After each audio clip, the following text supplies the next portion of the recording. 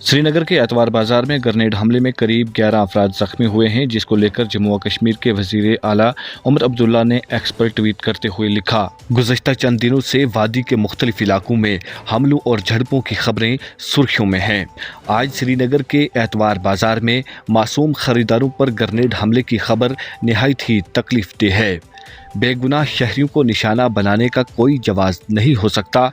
Security इदारों को चाहिए कि वो इन हमलों के सिलसिले को जल्द अज जल्द ख़त्म करने के लिए हर मुमकिन इक़दाम करें ताकि लोग बिला खौफ व ख़तरा अपनी ज़िंदगी गुजार सकें। वहीं नायब वज़ीर आला सुरेंद्र चौधरी और काबीना वज़ीर सकीना अतू ने आज SMHS अस्पताल का दौरा किया, जहां इन्होंने श्रीनगर के TRC क्रॉसिंग पर होने वाले ग्रेनेड हमले के दौरान ज़ख्मी होने वाले शहरियों की इयादत की। नायब वज़ीर आला सुरेंद्र चौधरी ने इस अफसोसनाक वाक़े की शदीद मज़म्मत की और कहा कि बेगुनाह शहरियों को निशाना बनाना नाकाबिले बर्दाश्त है। इन्होंने इस बात पर जोर दिया कि जब से जम्मू व कश्मीर में हुकूमत कायम हुई है, दहशतगर्दाना हमलों में इजाफा होता जा रहा है, जिस पर गौर करने की ज़रूरत है। इन्होंने कहा कि इन बढ़ते हुए हमलों को रोकने के लिए संजीदा इक़दाम की ज़रूरत है और सिक्योरिटी इदारों को आवाम के तहफ़्फ़ुज़ के लिए मज़ीद मजबूत हिकमत अमली अपनाना होगी। इस मौका पर काबीना वज़ीर सकीना अतू ने भी दहशतगर्दाना हमलों में इजाफा पर तशवीश का इजहार किया है और कहा कि मरकज़ी हुकूमत की जानिब से जम्मू व कश्मीर में अमन व अमान की फ़िज़ा को बहाल करने के दावे किए गए थे, मगर दिन ब दिन इन हमलों में इजाफा इन दावों पर सवालिया निशान है। मज़ीद तफसीलात के लिए पेश है हमारी रिपोर्ट।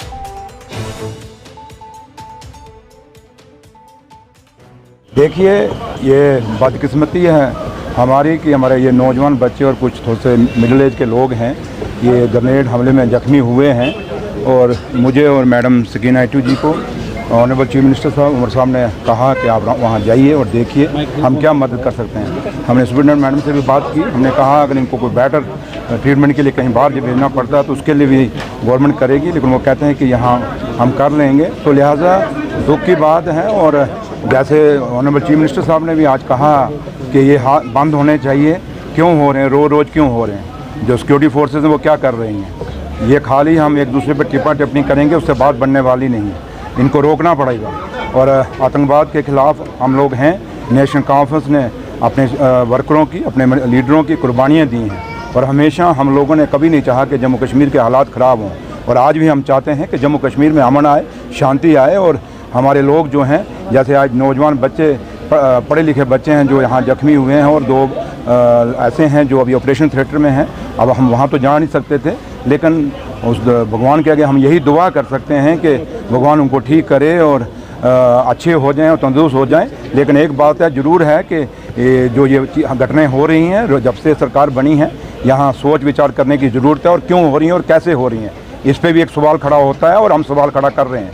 तो सिक्योरिटी एजेंसीज़ को देखना पड़ेगा कि कैसे हो रहा है और कैसे रोकना है इसको, क्योंकि रोकता हम खाली एक बयान दे देंगे उससे बात बन जाएगी नहीं, आपको एक्शन लेना होगा। तो लिहाजा उम्मीद करते हैं कि ये इस जम्मू कश्मीर के अंदर ये आखिरी हादसा हो, ऐसे हादसे हो ना हो। मैंने वही कहा सिक्योरिटी फोर्सेस को रोकने चाहिए, क्यों नहीं रोकने चाहिए उनको किस लिए हैं, किस लिए उनको हम लोग यहाँ खड़े हैं, क्या खाली तमाशा देखने के लिए खड़े हैं कि हमारे बच्चे जख्मी हो जाएंगे और हम देखते रहेंगे? ये कभी नहीं होने देगी ये सरकार, क्योंकि हम चुन के आए हैं, हम नॉमिनेटेड नहीं हैं, हम इलेक्टेड लोग हैं, हमें किसी ने अपॉइंट नहीं किया, हमें लोगों ने अपॉइंट किया, हमें लोगों ने इलेक्ट करके भेजा। तो इसलिए हम ये कहेंगे कि ये रुकने चाहिए, सिक्योरिटी फोर्सेस को इसके पे एक्शन लेना होगा और जो भी ये हालात बन रहे हैं इनको रोकना होगा। ये रोज़ की घटना नहीं चलेगी। तो हम तो आए हैं इसीलिए कि अगर इनको कुछ भी ज़रूरत हो, कुछ भी करना होगा इनके लिए, वो गवर्नमेंट बिल्कुल तैयार है। यहाँ डॉक्टर्स हमारे बहुत काबिल हैं, इन लोगों ने भी कोशिश की है कि जल्द इनका इलाज हो सके और इलाज चल रहा है। सभी पेशेंट से हम मिले सिवाय 2 के जिनकी जो सर्जरी थिएटर में है, OT। तो इसलिए हमें जो भी पॉसिबल करना होगा वो हम ज़रूर करेंगे ताकि हम उनकी जानें बचा पाए। नंबर्स अगर जानना 11 जी, ये ऐसे अटैक्स नहीं होने चाहिए, ये बदकिस्मती की बात है और ये एक सवालिया निशान है कि ऐसे अटैक्स क्यों हो रहे हैं।